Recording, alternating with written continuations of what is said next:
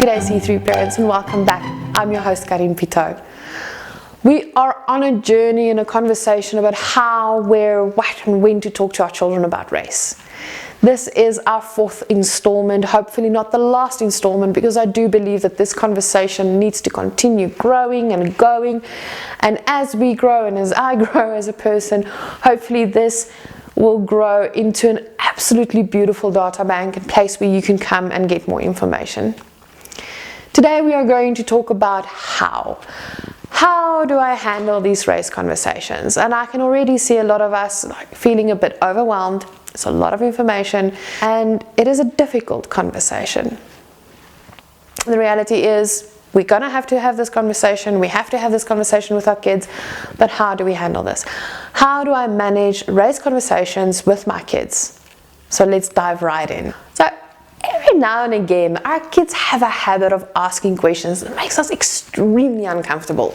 Or they say something and you feel extremely offended or uncomfortable about how they said whatever they wanted to say. And yes, we do feel uncomfortable, but it is very important that when it comes to race, kids start pointing out differences, instead of shutting them down, it's like, oh, no, this is not how we do this. Step into a conversation with your child and ask them why. Why are you asking this? Or acknowledge it. One of the first steps is to acknowledge, like, oh, I can see, you see the lady there over there is wearing a brown dress, or that kid over there is black, or that kid over there's hair is cut differently. They notice these differences. So instead of reprimanding them, we can step into a conversation and use that as an opportunity to discuss differences and celebrate the differences and enjoy talking about the differences without feeling uncomfortable. And trust me, you are going to make mistakes. You're human. Your kid is going to make mistakes, and it's going to be glorious mistakes. They're human and they're learning, and so are you. If you were raised not to talk about race and you're stepping into wanting to raise your child to talk about race, trust me, there's going to be moments where you are going to falter, where you're going to make a mistake, where you're going to handle the situation wrong, and that is okay. It is how we repair when we've done that. How do we repair? How do we step up? How do we handle those situations? The first step is honestly acknowledging your child's observation. It is an observation. Acknowledge the observation. Then ask her open-ended questions like, so why did you notice it? What about it noticed? What about it drew your attention? Get more information of your child from your child so that you know where they are at. The second thing you can do is applaud their observation. Applaud that oh, I see you saw that. Oh, that's kind of cool. Oh, you noticed that. That's interesting. It doesn't have to be a high five or a slap on the back, but acknowledge that they've actually used the skill that they were born with to engage with the world around them. The same way that when they go, oh, look, a red block, you go, oh, yeah, that's a red block. Acknowledging it, and acknowledging and telling them, oh, okay, cool, you actually noticed the red block. That's really cool. Why did you notice the red block? When it's about people, we kind of feel uncomfortable because we were raised like, no. Don't look at the person in the wheelchair. Don't look at the person that's black. Don't look at the person that's got the big afro. Don't look at the person in the weird dress. Don't look at the person that's wearing socks with sandals. Just don't look. That is how we were raised, and we feel extremely uncomfortable. But kids actually look at things. So instead of shutting that conversation down, we engage the conversation and help them engage with this kind of situation, engage with the world around them in reality. Okay. Avoid reprimanding them. I remember the first time that I've made it, pointed at someone and said something that was socially unacceptable. And I was shouted down, and I completely shut down. I didn't really learn anything from that engagement. All I knew was, oh, you don't look, you don't stare, you don't point, you don't engage. And it shut down a learning opportunity that I had. The way that I reacted was socially inappropriate. Because it was shut down, the outcome was actually quite negative. But if we actually engage them and not reprimand our kids for engaging, for pointing out, even if they do it completely wrong and socially unacceptably wrong, you stepping into the conversation and talking to them instead of fighting with them and getting more information, you can help them and lead them to a space where they can go to that person that they have affronted or that person that they have inadvertently insulted, and help them to fix the situation and help them how to manage that social relation, that social contract, and understand that, okay, you know what, that's not how you do it. This is a better way of doing it. If they've got it completely wrong, be open and honest, but try to remain calm. So often we kind of, because of our own embarrassment that we're feeling, we overreact.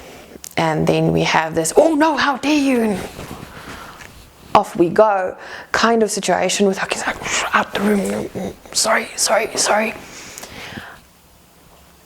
That's not really the way to handle it. If you remain calm and say, oh, you've seen it, you've pointed to it, do you think it's a kind way to react to it? Do you think it's the right way that you've reacted to it? Do you think we should handle it differently? What is it about this conversation that you want? Asking questions and engaging with it actually helps you to remain calm, even if they have messed up seriously, or even if when you have messed up seriously, because trust me, you're not going to get it right every single time. Teach, don't preach. Sometimes as parents we have this habit of talking at our children and not having a conversation. When you are engaging in this whole conversation about race with your kid, you can see when the eyes goes on dim, then you know, oh, I've been talking at them instead of with them. Talking with them and having a conversation with them is asking questions where they answer, but the questions should not be accusationary. You're not accusing them of anything. You're inquiring to understand, learn, and guide. So don't preach, but teach them, educate them, and journey with them. So now your kid have messed up and you're trying to fix or remedy the situation, but they're not ready to talk to you about it. Don't get upset about it. They will reach a point where they are available mentally and emotionally to actually have that conversation with you. Think about when you get upset or when you've made a mistake and you know, oh my word, I have messed up. Are you really ready at that particular point in time for someone to have a constructive conversation with you? Chances are you don't and you won't. So give them time to process and get back to you. It is okay if they don't want to have the conversation immediately, right here, right now with you as the parent. They are processing and they are working through it. It's not like they're not thinking. Use teachable moments. We've had that discussion when we spoke about our kids in the different age groups. Life offers us plenty and many teachable moments, whether in real life, whether in storybooks. Use those teachable moments to engage the conversation about race. It is an important conversation that we can't just ignore. It's the same with sexuality and the same with disabilities. We need to have these conversations and we need to make sure that our children engage material that is both inclusive and representative, not just of themselves, but of the world that they live in. Look for moments to point out stereotypes. A situation where a stereotype is playing out, and use that moment to actually challenge the stereotype. To say, okay, so that is the stereotype that's playing out in front of us. Do you really think it is true? Why do you think it's true? If you don't think it's true, what it is that challenges? Have that conversation and frame it and find positive ways to break down certain stereotypes, especially the negative stereotypes. Because the negative stereotypes actually creates a world where people can get away with abuses of power, abuses of privilege, and abuses just in general towards humanity. And they can get away with hurting people because stereotypes do end up hurting people. So find moments when a stereotype plays itself out, how to challenge that stereotype and how to change the conversation into a different direction. talk about the news and current affairs and actually draw it back into the historical context. Go and visit historical places and talk about the history, not just what you see in the history books. Go read up, go make it an exploration, and go and find and educate yourself so that you can educate your child. There is a lot of examples in the news, in current affairs, that you can use as opportunities to have these conversations about race, about privilege, about all those sticky conversations that we actually have to have as parents if we want to raise our kids as consciously aware people. Talk about your own experiences. Talk about how you experience life. One of the conversations that I've had recently with one of my kids is that, yes, I grew up in a little bubble, and I was raised to believe certain things about black people that I'm not happy about. And I broke it down into detail, and I explained to him why those belief systems was wrong and how I've changed it and challenged it and grown as a person.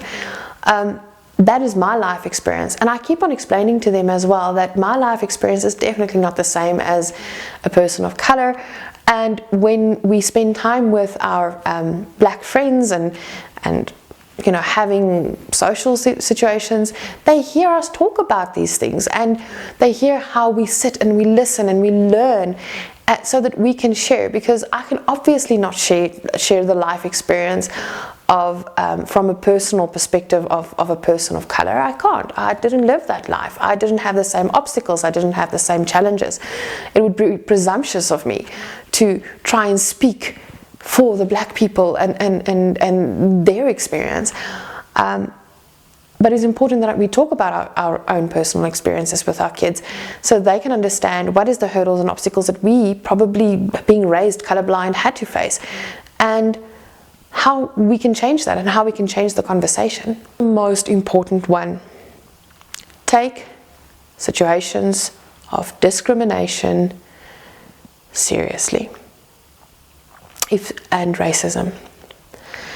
If someone turns around to you and say, that was racist, that was discriminatory, it is serious. Don't tell them, ah man, it's nothing. And teach your children not to dismiss those kind of conversations. And teach your children that when they see that happen, that they know who to talk to, where to go, and to report it, and to make sure that not just in home but at school it is safe for everybody to go to school, and they don't have to experience racism or discrimination, microaggressions, attacks on their personhood. Teach them from the get-go to be an ally, how to step up. Allies, and when you're an ally, that you don't center yourself in the conversation, that you don't make it all about yourself, that you literally move into a space where you give a platform because of the privilege that you carry, that you enable the person who has suffered the wrong to be able to receive justice, and that there can be some form of reconciliation.